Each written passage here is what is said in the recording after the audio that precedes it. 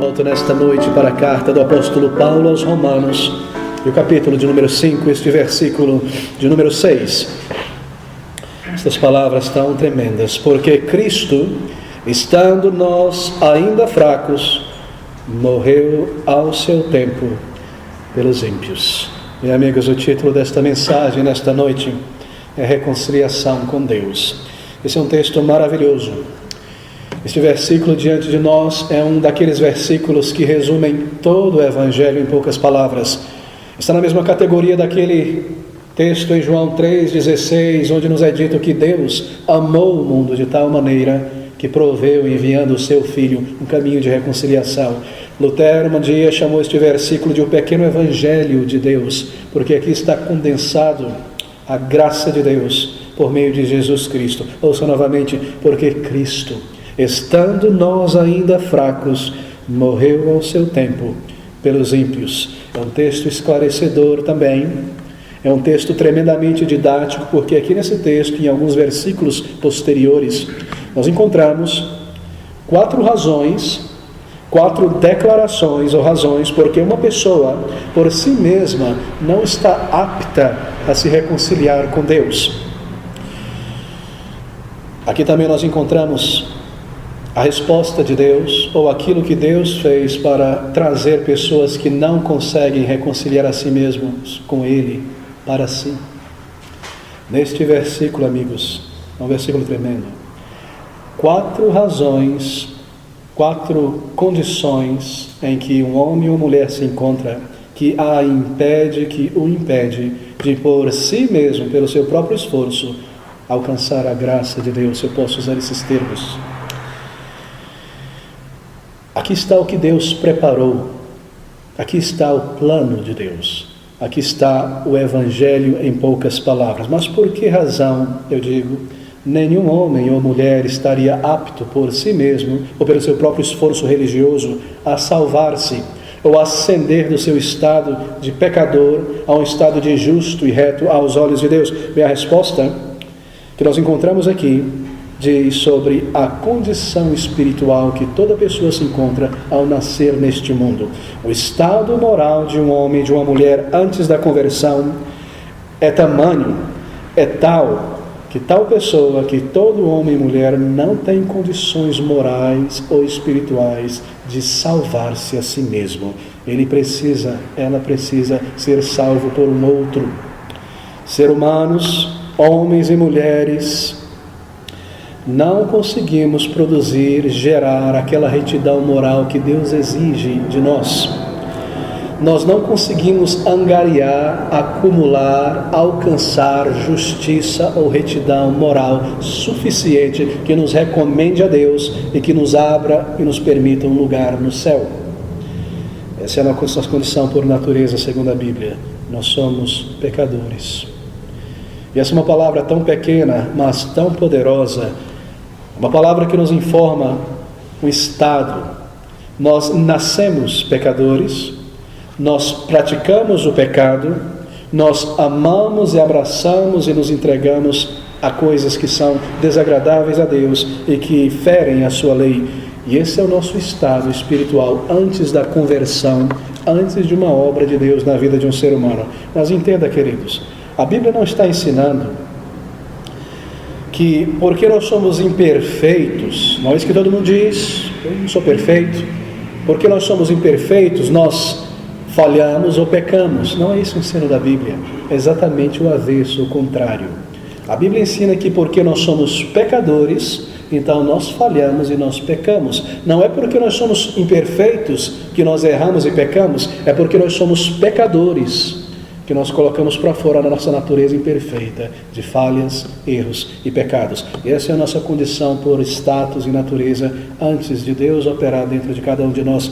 É por isso, ou por causa disso, que a Bíblia diz e afirma com tantas palavras que por nós mesmos nós não estamos em condição espiritual de sermos salvos por nós mesmos. E aqui neste versículo 4 nós temos, ou 6, um retrato assustador, na verdade, da condição de todo homem e mulher antes da conversão. O ser humano é retratado aqui em uma condição tal que torna evidente a sua necessidade de um Salvador, que torna evidente a necessidade de Deus ter enviado a este mundo um Salvador. Há 4 termos aqui neste versículo 6 até o versículo 10. 4 termos por meio dos quais o Senhor define um homem e uma mulher antes da conversão. Veja esse versículo de número 6 e você perceberá logo de cara. Porque Cristo, estando nós ainda fracos, morreu ao seu tempo pelos ímpios. Porque apenas alguém morrerá por um justo, pois poderá ser que pelo bom alguém ouse morrer, mas Deus prova o seu amor para conosco, em que Cristo morreu por nós, sendo nós ainda pecadores. Versículo 6, porque Cristo, estando nós fracos, morreu ao seu tempo por fracos, por ímpios, por pecadores. Logo, muito mais agora, tendo sido justificados pelo seu sangue, seremos por ele salvos da ira. E versículo 10, porque se nós, sendo inimigos, fomos reconciliados com Deus pela morte de seu Filho, muito mais, tendo sido já reconciliados, seremos salvos pela sua vida. Você percebeu aqui? Fracos, ímpios, pecadores, inimigos. Que declaração tremenda de um homem e de uma mulher antes de uma obra de Deus em seu coração. Amigos, não é agradável ouvir isso. Não sou eu que estou fazendo esta declaração. Esta é a análise clínica do próprio Deus sobre um homem e uma mulher antes da conversão, antes da salvação. De acordo com Deus, nosso Criador, quando Ele olha sobre cada um de nós neste mundo, é assim que Ele nos vê antes da obra do Senhor Jesus Cristo. Nós somos moralmente fracos, ímpios, pecadores e inimigos de Deus. Que coisas tremendas. Observe bem. Esse é o diagnóstico da palavra de Deus. Se fosse eu nesta noite que estivesse dizendo estas coisas, você não precisaria me ouvir. Isso seria apenas a minha opinião.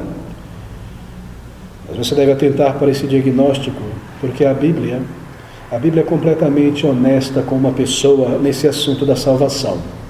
Veja, o Evangelho, ele nunca apresenta a solução antes de apresentar o problema. O Senhor Jesus Cristo, você não verá o Senhor Jesus Cristo jamais falando sobre perdão antes de ter falado sobre culpa. O Senhor Jesus Cristo nunca falou sobre água antes de ter definido o que é sede. Ele nunca lidou com o problema do pecado, ou chegou ao perdão sem primeiro ter mencionado o que é pecado. Ele nunca falou sobre pão antes de ter falado sobre fome. Ele nunca falou sobre libertação antes de ter falado sobre prisão. E antes de falar sobre vida, Ele nos informa o nosso estado espiritual diante de Deus. E antes de falar sobre reconciliação, a palavra de Deus precisa lidar com o problema da alienação do homem de seu Deus. 4 razões, 4 motivos, porque nós precisamos do Salvador que Deus enviou a este mundo. Veja, está no versículo 6, deixe-me entrar direto nessas palavras, porque Cristo, aqui está a primeira, Cristo, quando estando nós ainda fracos, morreu, fracos, sem força moral diante de Deus, sem força espiritual para buscar a Deus e encontrá-lo. Antes de Deus salvar uma pessoa, ela se encontra fraca moralmente diante de Deus, sem força. Nós somos incapazes de amar a Deus, de buscar a Deus, de desejar a Deus. Não há força espiritual, não há força moral dentro de nós para manter os mandamentos de Deus. Não há capacidade nem vigor para cumprirmos aquilo que Deus estabeleceu para vivermos e assim sermos reconciliados com Ele. Somos pessoas, Deus nos diz, incapazes. Amigos, pense comigo por um minuto. Se naquele grande dia de prestar contas a Deus, quando a luz deste mundo se apagar para você, e você for chamado à presença do teu Criador, e eu for chamado, e todo homem e mulher precisa subir à presença de Deus, e naquele grande dia de julgamento, imagine isso, se Deus dissesse a você ou a mim, que eu não precisaria prestar conta por toda a minha vida, a maneira como eu vivi e respondi ao seu Evangelho, mas que eu deveria prestar conta a Ele somente de um dia de minha vida, e que esse dia fosse o dia mais inofensivo que você viveu sobre a face da terra, ainda assim você seria condenado, porque não houve um dia quando você não tenha quebrantado as leis de Deus, ou pecado contra Deus. Não houve um dia em nossa existência quando nós não tenhamos pecado. Por natureza, nós somos incapazes de cumprir a vontade e o plano de Deus para as nossas vidas, a exigência de Deus. Se alguém nesta noite deseja saber como uma pessoa pode se reconciliar com Deus e alcançar um lugar no céu, e se você diz a si mesmo: o que eu preciso fazer? Me diga que eu quero fazer. Sabe qual é a resposta de Deus? Viva uma vida perfeita, justa e reta moralmente diante da minha lei, sem jamais quebrá-la por um minuto, por um segundo, nenhum dia da tua existência. E vivendo esta vida perfeita, reta e justa, então eu te darei um lugar no céu. Eu não vou lhe dar conta do lado da moeda, que são os nossos pecados que já estão para trás, ou o fato de nós nascermos aqui já pecadores, mas viva uma vida perfeita diante de Deus. Seria possível para alguém cumprir? É isso que a Bíblia quer dizer. Somos fracos, incapazes de manter a lei de Deus em pé. Nós pecamos de tantas maneiras, por palavras, por ações, por pensamentos. Se eu me trancar em casa antes da conversão, até ali eu estou pecando, porque eu não estou vivendo uma vida para a glória de Deus, nem o amando. Pecados de ação, pecados de omissão, tantos e tantos pecados, palavras, atos, atitudes, sentimentos contrários à pureza e à santidade de Deus. Somos fracos, incapazes de cumprir o que Deus exige. No Salmo 130, versículo 3, o salmista faz a seguinte pergunta: Senhor, se tu observares ou marcares a iniquidade, Senhor, quem subsistiria? Quem jamais poderia ser peneirado na peneira de Deus? Quem jamais poderia ficar de fora da lista ou não ser marcado como pecador? Conta-se a história de um filósofo grego que um dia saiu à luz do meio-dia, quando o sol brilhava em toda parte, carregando uma lanterna, procurando um homem injusto sequer em sua cidade. Ele estava dando um recado, não era? Não há debaixo do céu, diz a palavra, nenhum homem justo, segundo o padrão de Deus, que possa dizer a si mesmo: eu cheguei aqui por mim mesmo. Mas Cristo, estando nós ainda fracos, morreu, fracos ou incapazes em nossa mente para descobrir os mistérios da vida e do caminho que conduz à salvação. Se Deus não revelasse este meio de conversão, nós estaríamos até hoje pensando que seríamos capazes, por boas obras, marcando nossos pontos morais. Essa é a nossa inclinação, fracos em nossa compreensão, fracos em nossa consciência para compreender e aprovar aquilo que é agradável a Deus. Nós desprezamos o que é bom e carimbamos como bom aquilo que é desprezível diante de Deus. Fracos para apreciar a glória do Senhor, a sua santidade. Fraco em nossa vontade para desejar e cumprir as exigências de Deus. Fraco em nossas afeições para amar a Deus sobre todas as coisas. E até aqui eu só mencionei 3 mandamentos. Fracos, tão fracos. Você pode ser uma pessoa capaz nesta noite, uma pessoa bela ou inteligente segundo os padrões humanos, mas diante do pecado você é alguém sem força. E quando ele estalar o dedo, lá você vai, porque está dentro de você e dentro de mim. Diante do dever de amar a Deus acima de todas as coisas, sem vigor, incapazes, como jamais poderíamos nos recomendar a Deus. Por isso, Cristo morreu pelos fracos. Oh, amigos, pense sobre a cruz do Calvário, sobre Jesus Cristo Salvador, pendurado naquele madeiro. Quando você olha nos olhos da tua mente, o Salvador ali pendurado, não veja uma imagem de fraqueza ou de derrota. Ele morreu pelos fracos. Ele, nos diz a Bíblia, entregou a sua vida. Não houve um ato mais heróico. Não houve um ato mais tremendo. Ele não foi preso contra a sua vontade, mas ele se entregou. Ele carregou toda a miséria e toda a punição que nós merecemos. Será que um ato de maior força e coragem e vigor? É por isso que ele é ilustrado na palavra como o campeão da nossa salvação. Ele morreu pelos fracos Cristo Jesus, o Salvador. Mas há uma segunda razão pela qual nós não podemos nos reconciliar com Deus por nós mesmos. Está aqui neste versículo 6. Porque Cristo, nos diz Paulo, estando nós de nossa parte ainda fracos, morreu a seu tempo pelos ímpios. Sabe o que é impiedade? Uma palavra um pouco desconhecida, não é? Em nosso vernáculo, língua portuguesa. Impiedade é uma palavra religiosa a propósito. Impiedade é desprezo ou desdenho pela divindade. Cristo morreu pelos ímpios. Impiedade é não submeter a Deus, assim a Deus no coração, ainda embora você preste a Ele um culto de lábios. Impiedade, queridos, é o cinismo e a ironia que consome todo o coração humano contra Deus. Suponha que você tem um filho ou uma filha, e esse teu filho, esta tua filha, esqueceu o teu nome, ou mostrasse alguma indiferença quando o teu nome fosse mencionado, ou alguma frieza, ou desprezasse ouvir algo a respeito de você, mas fizesse tudo isso debaixo de uma capa de educação e de formalidade e cortesia exterior. Então você descobrisse em um determinado dia que tudo aquilo na tua filha, no teu filho, era só fachada, era só conversa, era só teatro. Será que alguém conseguiria te convencer no íntimo que a atitude do teu filho, da tua filha, estava sendo consistente com o dever que ela tem de te amar e de te respeitar? Será que você seria convencido disso? E será que Deus não é esquecido e desprezado e tratado com indiferença e frieza no coração de homens e mulheres em toda parte, como um estraga-prazer? Isso é impiedade. Ainda embora tudo isso encoberto com uma capa de religiosidade, isso é impiedade, o grande pecado de nossa nação. E é por isso que nós estamos condenados aos olhos de Deus, que vê os nossos corações. E é por isso que nós somos incapazes de nos recomendar a Deus.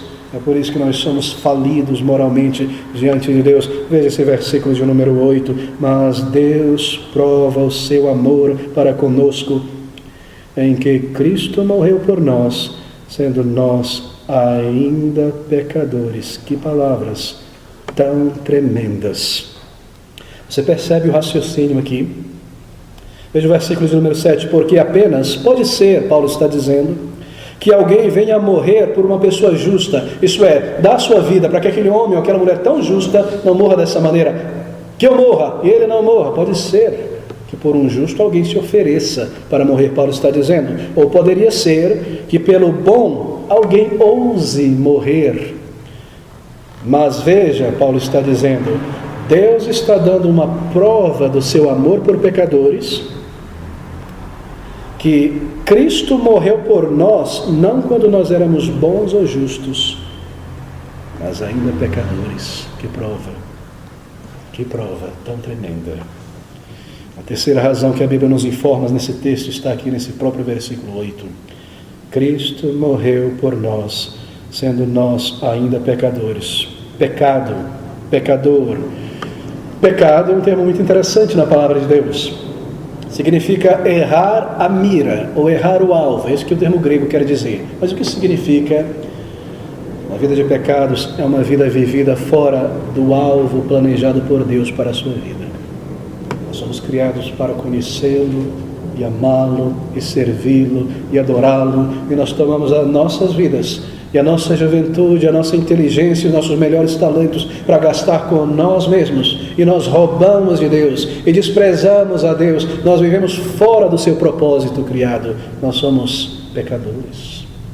Mas Deus prova o seu amor, em que Cristo morreu por nós, sendo nós ainda pecadores, rebeldes no coração, alienados de Deus, cheios de cobiça, cheios de maldades, cheios de inveja, cheios de ira, cheios de desprezo, pecadores por atos, por pensamentos, por palavras, e por isso incapazes espiritualmente, condenados espiritualmente. Amigos, que palavras!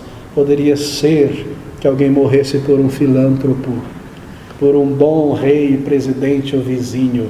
Quem morreria por um pecador? Que prova de amor!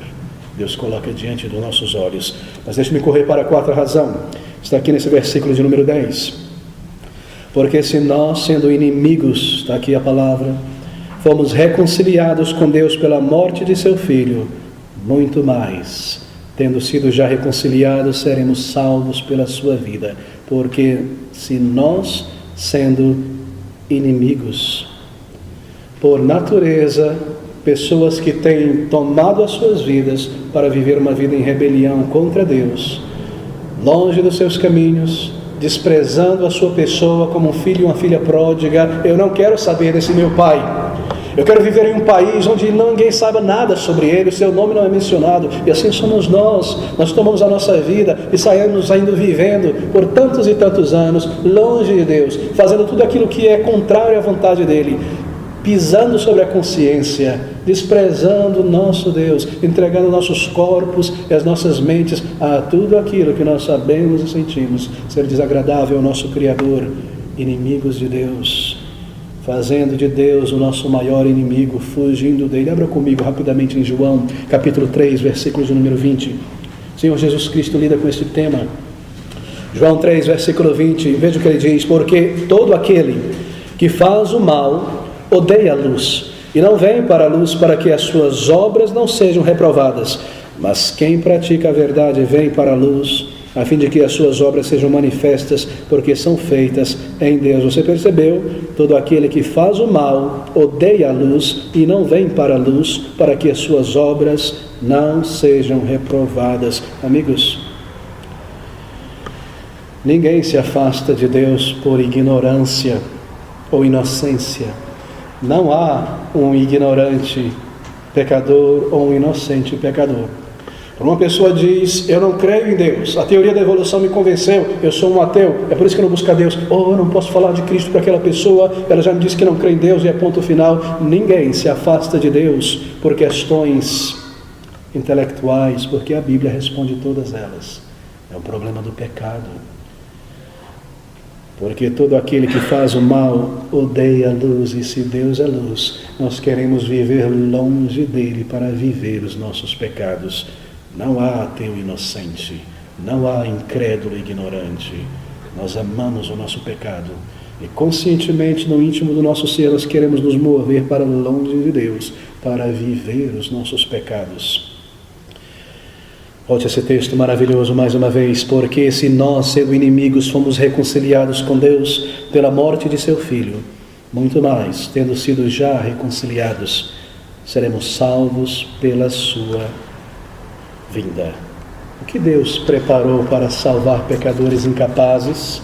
No versículo 8, Paulo nos responde: ele prova o seu amor para conosco em que Cristo morreu por nós, sendo nós ainda pecadores. De que maneira? Ele enviou um Salvador.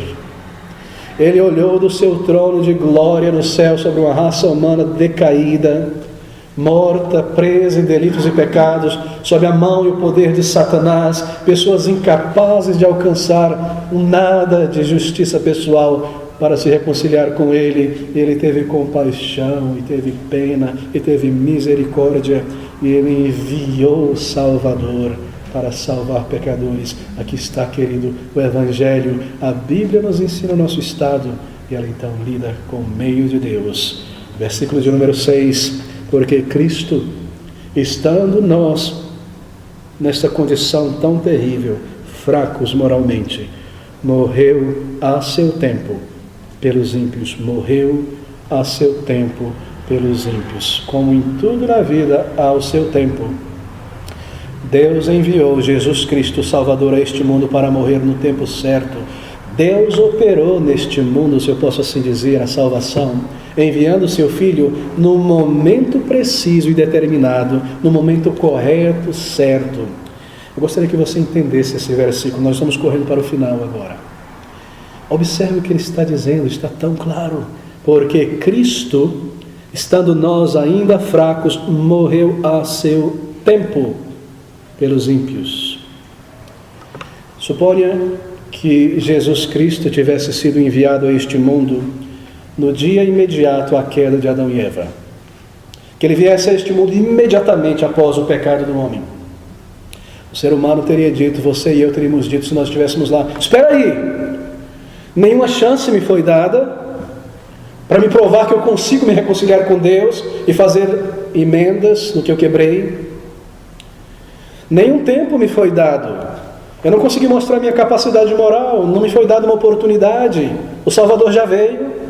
Eu não pude provar que eu consigo me salvar a mim mesmo, me reconciliar com Deus e cumprir os teus critérios. Isso é injustiça, que ele tenha vindo tão rapidamente. Eu não posso ter nenhuma chance de mostrar a minha capacidade moral. Pense comigo. Nós desejaríamos uma chance moral. Mas Deus permitiu que o pecado seguisse em frente, realizando todo o seu estrago. E que o homem tivesse tempo suficiente para tentar e tentar e tentar novamente.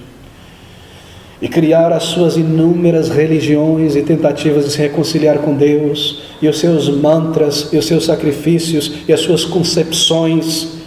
E os filósofos tiveram tanto tempo para criar as suas escolas após escolas de pensamento e tentar estabelecer moralidade e ética entre os seres humanos. E os impérios conquistarem, imporem a sua pax e o seu domínio. E os filântropos criarem os seus meios de auxílio mútuo. Quando o mundo se afundou tão completamente em pecado. E quando tempo suficiente foi dado por Deus para o homem provar a si mesmo. Quando aquele povo judeu separado por Deus por meio do qual o Salvador viria, se afastou a tal ponto de seu Criador, quando o ser humano se encontrou em densas trevas espirituais, então o mundo estava preparado para apreciar uma salvação tão grande, e o povo que se encontrava sob densas trevas, sob eles raiou a luz do Salvador. Porque se nós, sendo inimigos, fomos reconciliados com Deus, versículo 6, Cristo, ao seu tempo, morreu pelos pecadores. Quando o ser humano, quando as religiões, quando toda a complexidade do pensamento humano pudesse ser sistematizada em templos e caminhos e meios, você sabia, meus queridos, que há 12 grandes religiões, troncos no mundo, das quais se dividem os galhos e as seitas, etc. 12 somente. E que 11 dessas 12 surgiram antes da vinda do Salvador, e só uma depois, que é a religião muçulmana, mas a religião muçulmana é uma cópia de judaísmo, cristianismo e paganismo. 12 grandes religiões. O homem falhou em todos os meios, e se viu mais e mais e mais afundado em trevas. Todo tipo de concepção possível já foi tentada.